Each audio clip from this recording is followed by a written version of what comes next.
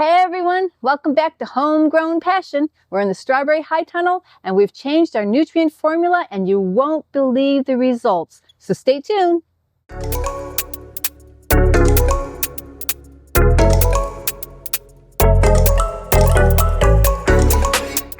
So my strawberry plants, they had a little bit of a late start because we redid the trellis system, and I did do a video on that, so if you want to check that out. And I thought, oh, this should still be doing good. But then we had the heat wave in the summertime and it never cooled down in the nighttime, and these guys just weren't producing at all. And then I also changed my nutrient formula a little bit because we did the outside trellis for the melons, and there's a video on that too.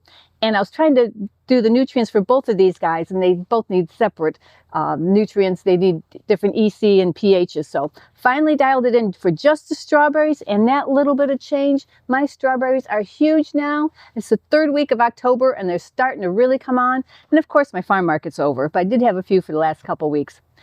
Fortunately, there's a nice local grocery store that are going to take the strawberries off my hands, so I don't think I can eat as many as I've been harvesting. I've been getting about 7 to 8 pounds every other day, which is quite a bit of strawberry. So with the nutrients, we went with the premixed berry formula and then also adjusted calcium nitrate a little bit. And once we did that, these guys popped. I don't know if you can see here how huge they are. There's a couple of these guys that I've been picking that are bigger than the palm of my hand. And they're just really coming on strong, and there's like 5 or 6 on each plant. I mean, the production is really vamped up. So here are some beautiful strawberries. Not quite ripe to pick. He'll probably get picked tomorrow. But this guy down here, oh my gosh, he's huge.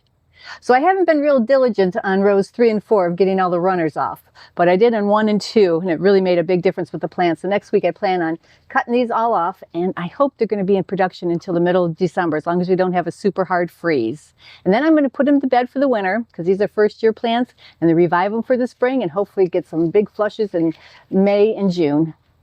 So let's watch a few videos of me harvesting strawberries this week, and also for my haul from yesterday.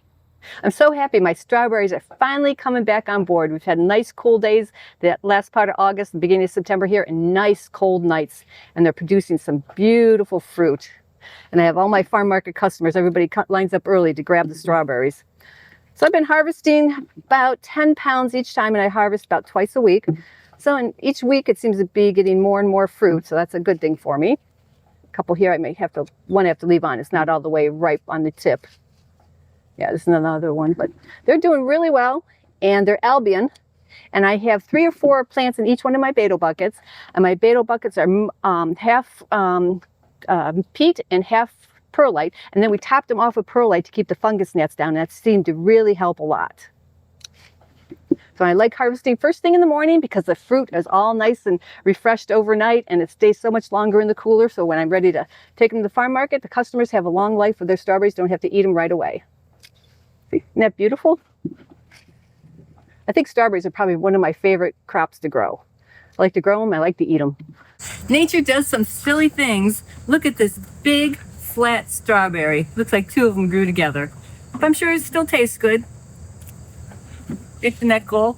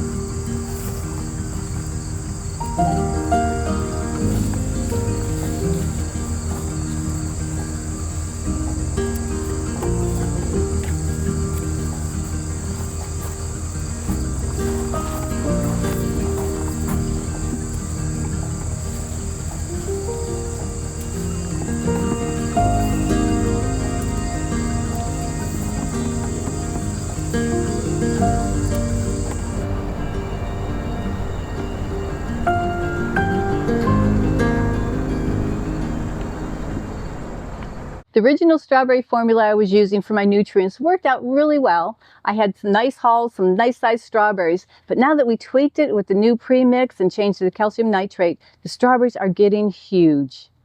So I guess what I'm trying to say is don't be afraid to tweak your hydroponic nutrient formula, because you never know, you may increase production. And talking about production, I'm going to keep the numbers on how many pounds of strawberries I harvest this fall, because I think it's going to be phenomenal. I'll definitely let you guys know.